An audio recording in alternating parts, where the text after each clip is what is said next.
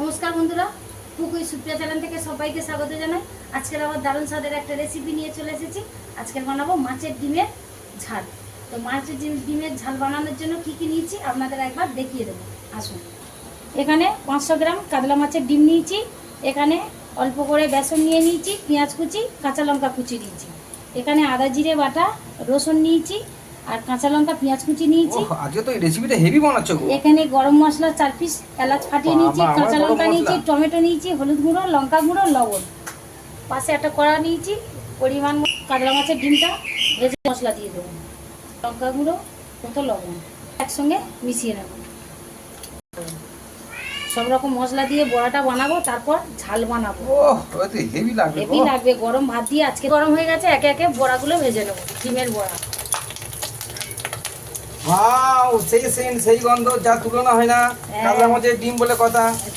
এই যে কাতলা মাছের বড়া আর এই ঝাল বানালে ঝাল যা লাগবে না, একদম লোভনীয় টেস্ট। এইভাবে আমার এক পিঠ ভাজা হয়ে গেছে, আর এক পিঠ এই উল্টে দেবো লাল লাল। Heavy heavy. ফোড়নে দিয়ে দেবো গোটা শুকনো লঙ্কা, তেজপাতা, জিরে আর গোটা দেবো পেঁয়াজ কুচি,